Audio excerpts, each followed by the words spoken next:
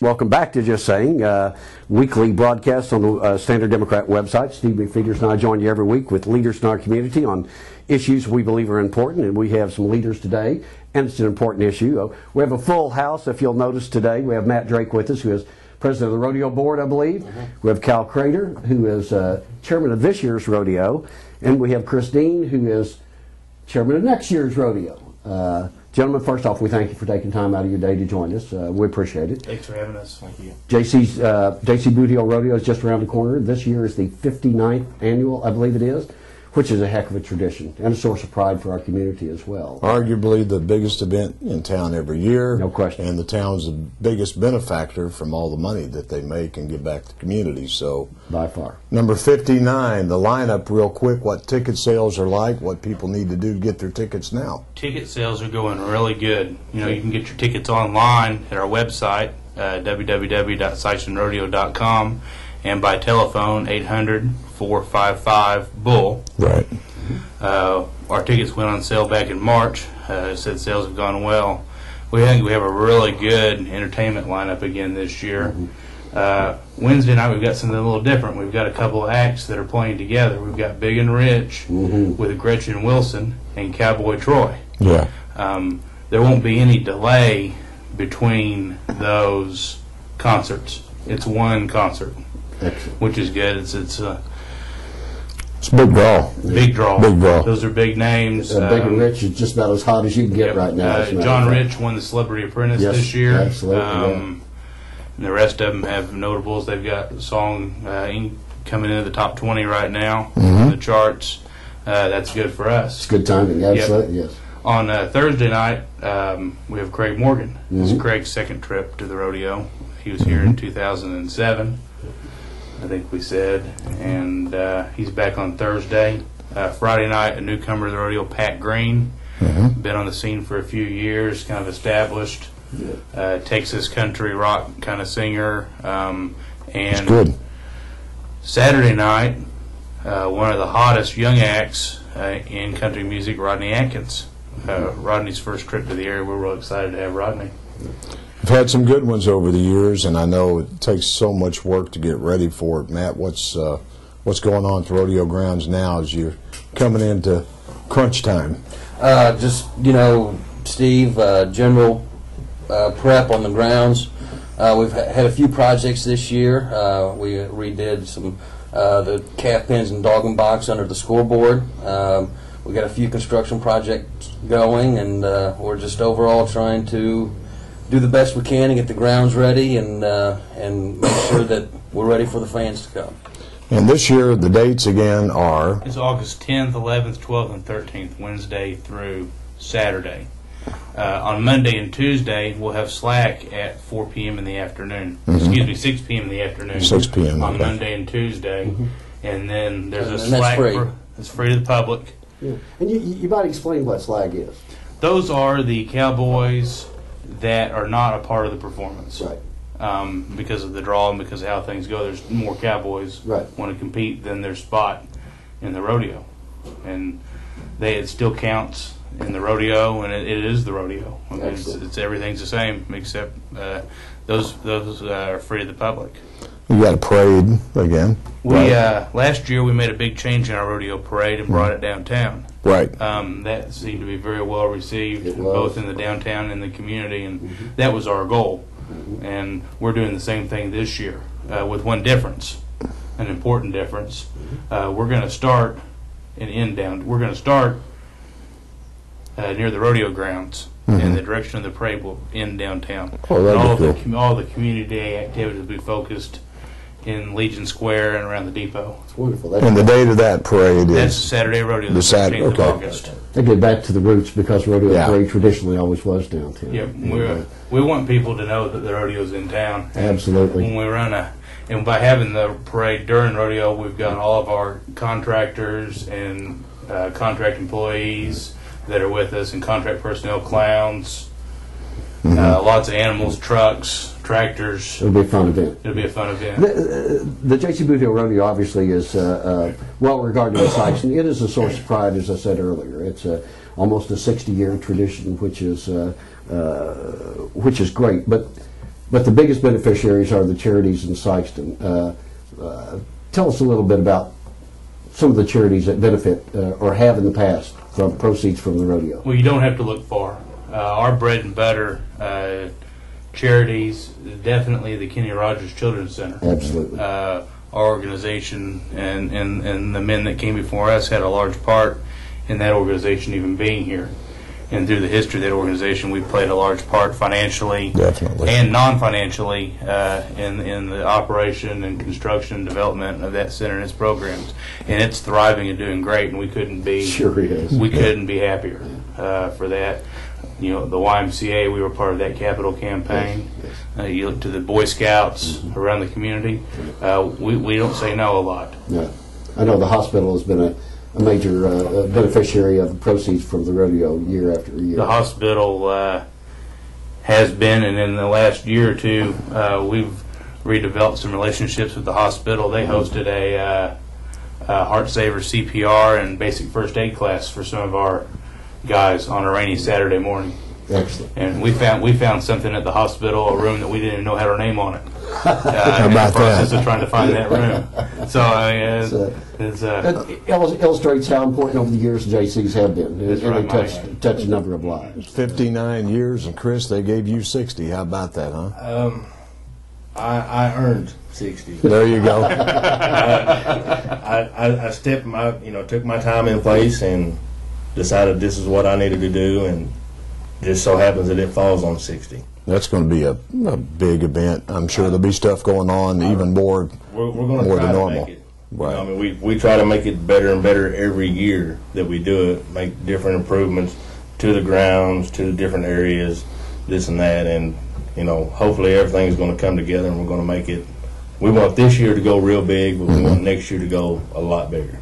Yeah, I'm sure it will. And a lot of the success, as Cal alluded to earlier of the rodeo, is that you build on the foundation that was laid before you. You mentioned the men before you who had done this, and it goes back for a 60-year tradition. I know some of you all are at the very least second generation JCs, and there's some that are third generation JCs. I'll be a third. Which is that right? Excellent. See, that speaks so well for the community, but it really speaks well for that organization. I'd venture to say there's probably not another organization in the state of Missouri that benefits their community as much as the JCs. At the end of the day, we're an individual development organization. I mean, you look and say, well, you have qualifications. You earn credits for running areas, for being involved in projects, Right. and that's important because it's those experiences that we can draw on and pull on, not only to make successful rodeos, but to benefit our community and our employees and our families. Well, and you're building leaders, and we always talk in terms of. I spoke to a group the other day.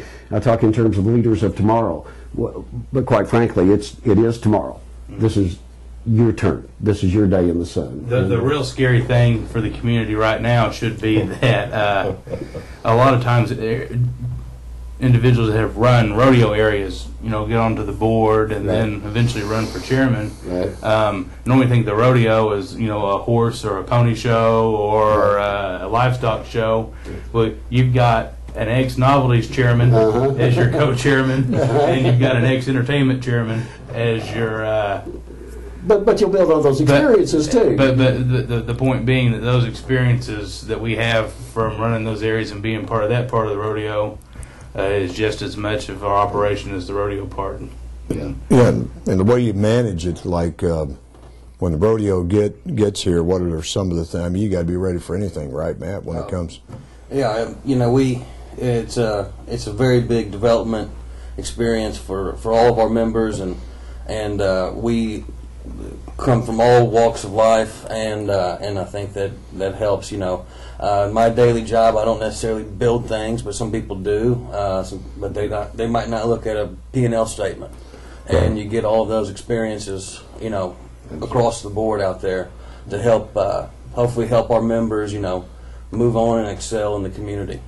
And then all of you have to make sure that your wives are in the loop and everybody's copacetic, right? Absolutely. Because it's a big sacrifice of time. Absolutely, yeah. Lots of time. And it's a big business. I mean, everything else aside, the benefits it brings to the community and the leadership that you build, it's a big business. I mean, it is. You touch a lot of people, you touch a lot of activities, you touch a lot of dollars and cents, and you turn that into a profit that you in turn give to the community, which is which is excellent.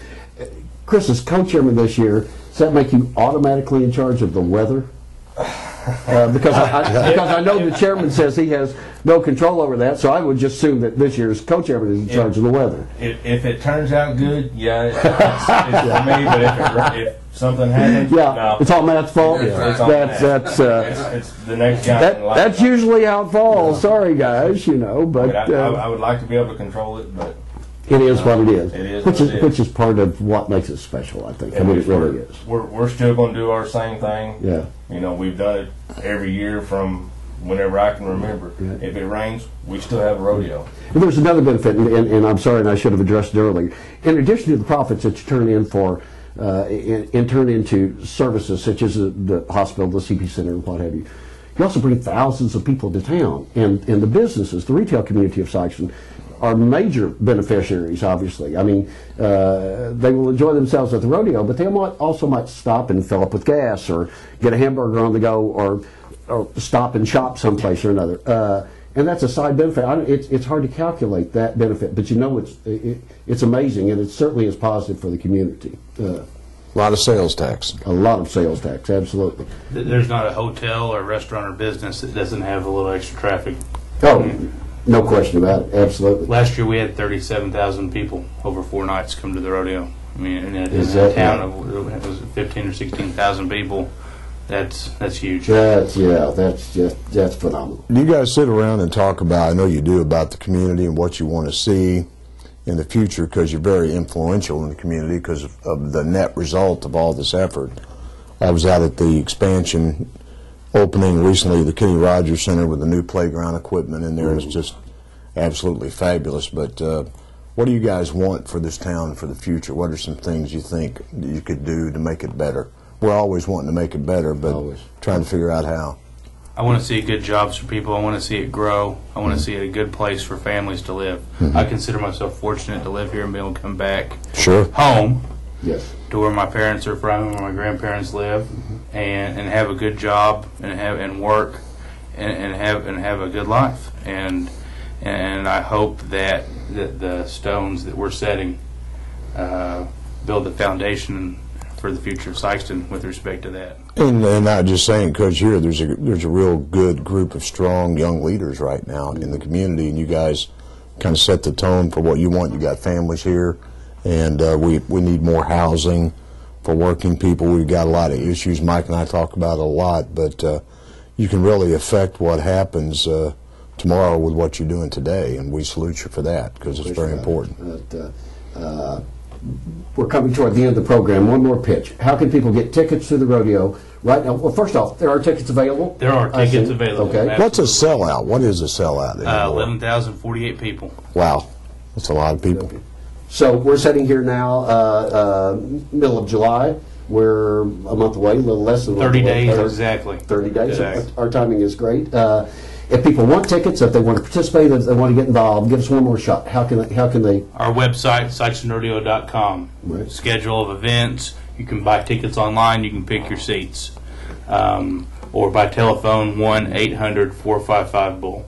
Excellent.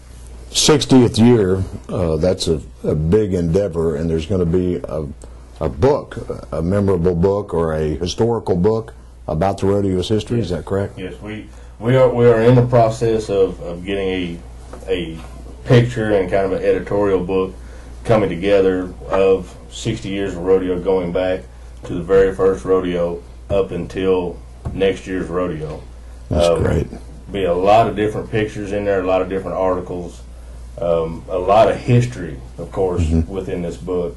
We're actually going to have pre-sales for them this year at rodeo at the novelty stands. When it's done next year. Whenever it's done, you guys, if they're here, they can come by and get it, or however we're going to, send it out to somebody. And something that'll like kind of that. help you determine how many you But- print, I Right, guess. right. We wanted to have an affordable book, and the price is $39.95.